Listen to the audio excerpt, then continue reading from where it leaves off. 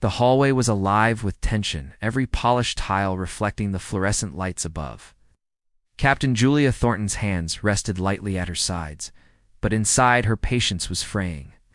The colonel's aide, a smug young officer with more arrogance than sense, circled her like a predator, hurling insults under his breath, belittling her presence, mocking her rank or what he thought it was. He didn't know.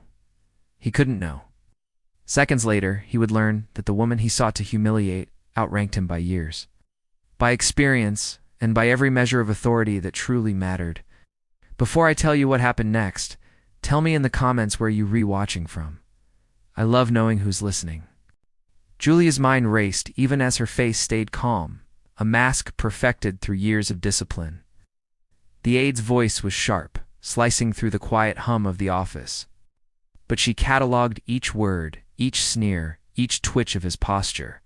Every detail mattered. The flicker of his eyes when he thought he was clever, the tremor in his hands when he waved a file aggressively, the faint scent of cologne masking his nervousness. She thought she'd never see him again. She was wrong. The room itself seemed complicit in the unfolding drama.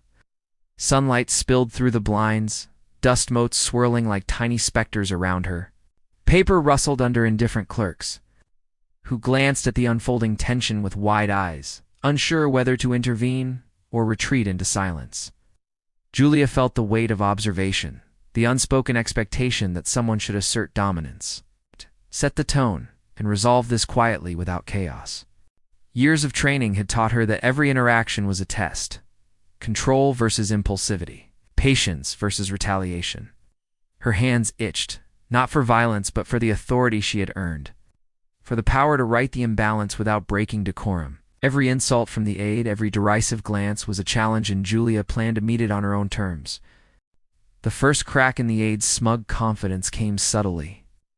Julia leaned forward, voice soft but deliberate, recounting procedural details with exact precision, citing orders and directives that only someone far above his rank could command. The aide blinked, uncertainty flashing across his face. He had assumed he understood the hierarchy. He had assumed that audacity could substitute for knowledge. He was beginning to realize that neither his audacity nor his bravado mattered here. Julia moved closer, her posture relaxed but assertive, the very air around her shifting. Each word she spoke carried authority, the kind built on countless hours of service. It's the kind that bends reality to respect rather than fear. The aide's smirk faltered, replaced by a tight line of panic. He tried to recover, throwing another jibe. This one sharper, desperate, yet it landed hollowly in the space between them.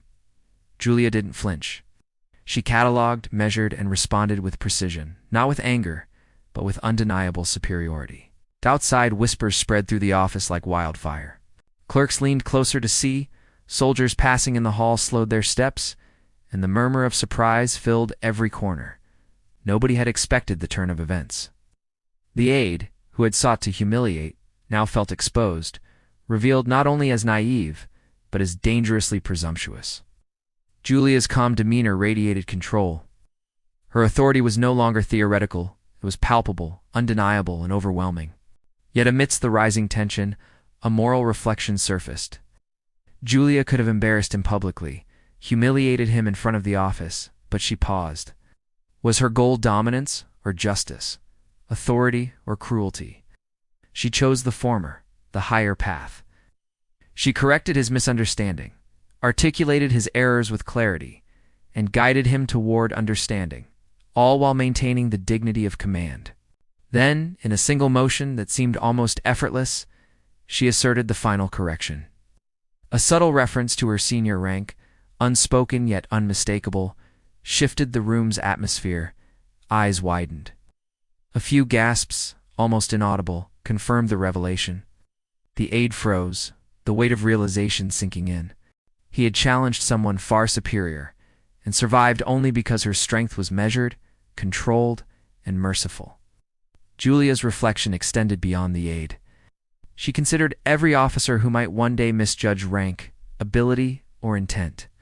She understood that true leadership is not about intimidation, but about measured power, about demonstrating capability while maintaining humanity.